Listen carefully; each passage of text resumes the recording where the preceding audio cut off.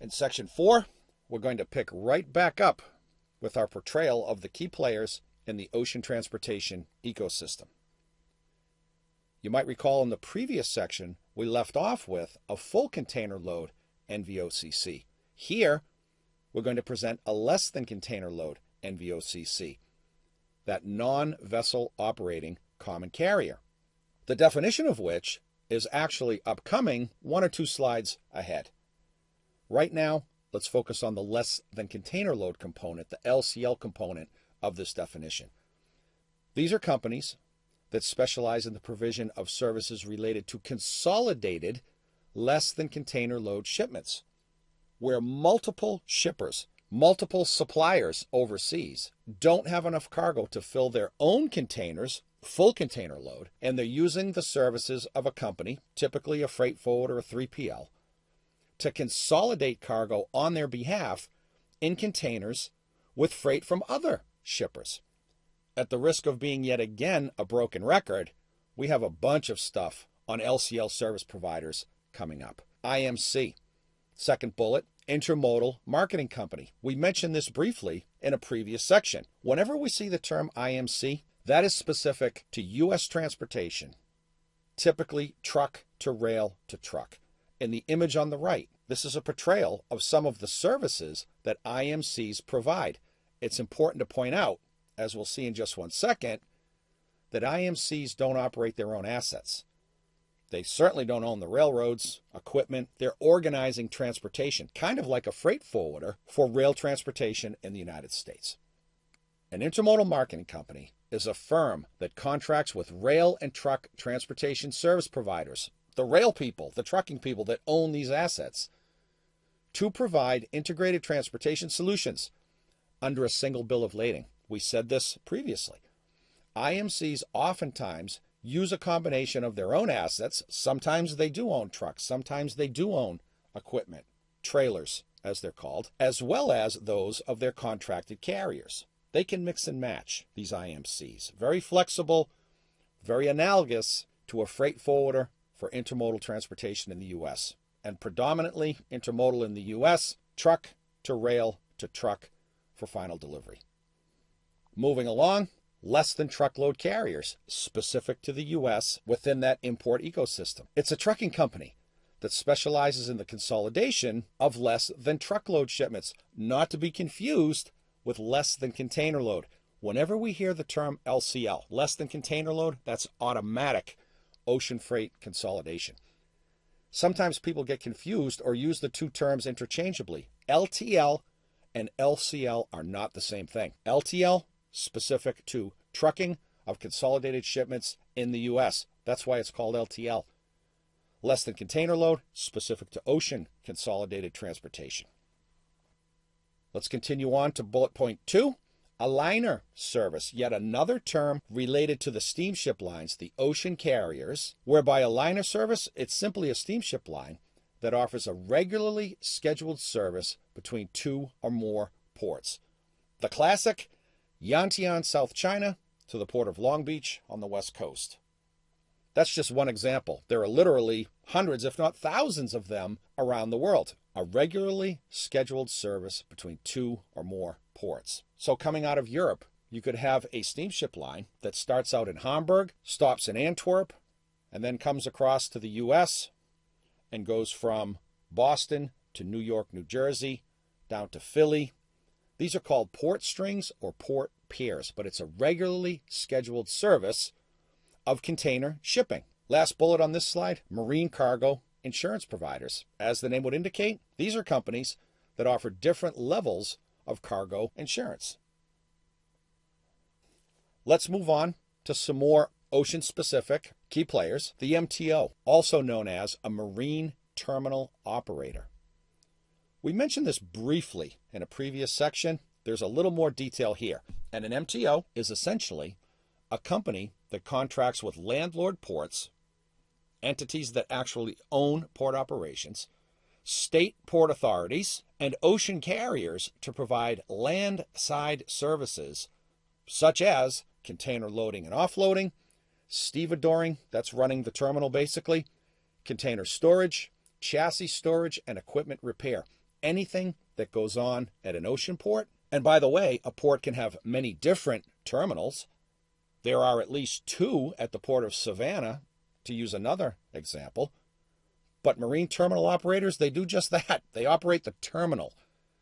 And what we see on the right-hand side, again in the image, that's a terminal, in this instance, at the Port of Houston. There are companies that dedicate themselves to doing just that. Sometimes it's owned by the Port Authority. The state of Georgia operates its own terminals. The ports of Los Angeles and Long Beach are owned by Los Angeles and Long Beach as a city, but they are landlord ports. They rent, essentially, or lease terminal space to these MTOs who provide all of these services. Pretty vital in the overall ecosystem.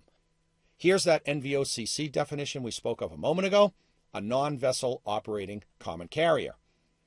A pretty simple but really important definition. A common carrier that does not operate the vessels by which the ocean transportation is provided.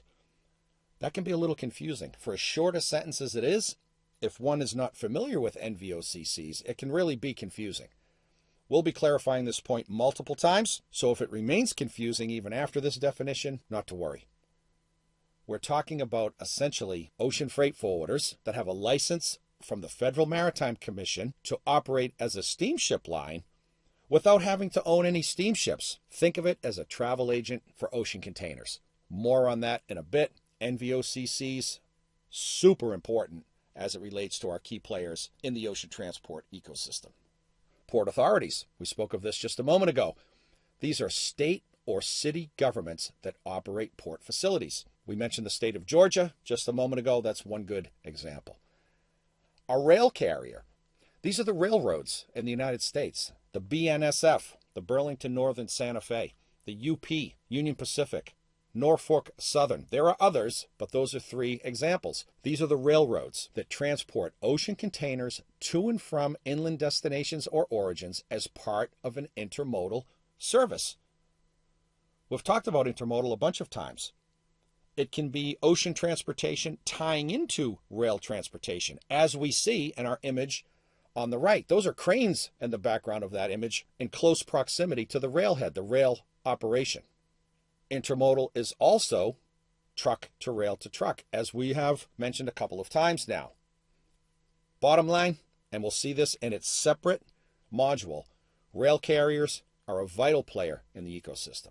Last bullet, this one's a little bit different, a shippers association. As the name would indicate, the definition is a group of shippers that consolidates or distributes freight on a non-profit basis for the members of the group to obtain carload, truckload, or other volume rates or service contracts. What the heck does that mean? In the world of ocean freight, it's where a group of shippers, a group of importers in the United States, could be exporters too, that they come together, create a non-profit organization, and they pool their volumes. You might have 10 companies in a shippers association. You could have a couple hundred. It really depends. But in the case of the 10 company shippers association, instead of negotiating contracts with the steamship lines individually, they pool their volume. So instead of having 1,000 ocean containers each, they now have 10,000 containers in a group of 10. That shippers association will approach the steamship lines and say, hey, we have 10,000 containers.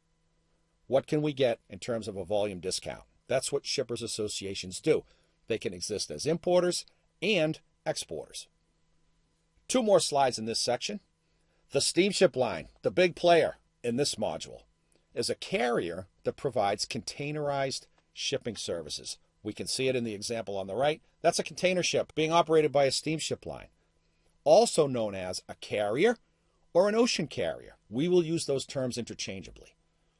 Second bullet, a surety bond underwriter. That sounds ominous. What does that mean? These are companies that provide bond writing services for OTIs, that's an ocean transport intermediary, yet another fancy term for a freight forwarder and or NVOCC, more on that in just a bit, that must submit proof of financial responsibility to the FMC. That's a mouthful. These are insurance companies, basically. Any freight forwarder and or NVOCC, non-vessel operating common carrier, that is licensed by the Federal Maritime Commission, and they do need to be licensed, has to put up a bond, essentially an insurance policy that says, if we do anything wrong, egregious, fraudulent that the bond can be enacted. It's a financial instrument. The bond can be enacted and payment made to the harmed party.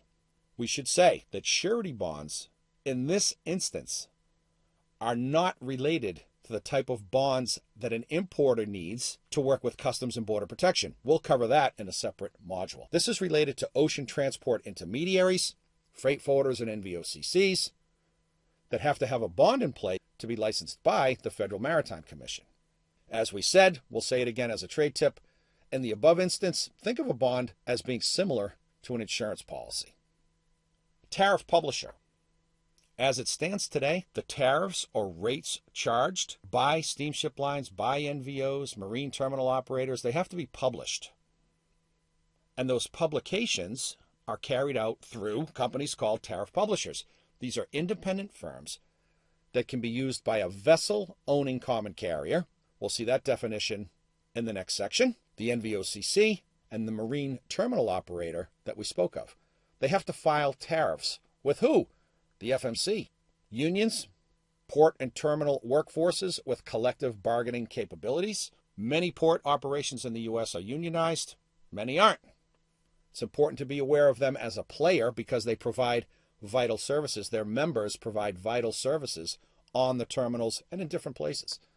Vessel operating common carrier, we mentioned it a second ago when we spoke of tariff publishers. We already defined a non-vessel operating common carrier. Well, it should make sense that a VOCC, a vessel operating common carrier, are common carriers that own the vessels that they operate, the steamship lines themselves.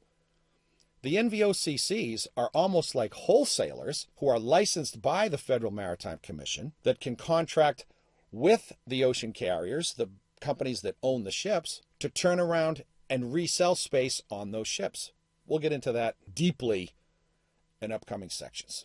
But a VOCC, these are the actual steamship line owners and operators. That will wrap up section 4. When we come back, we're going to go deeper into the Federal Maritime Commission, the FMC. Ocean transportation in the U.S. does not work without the FMC.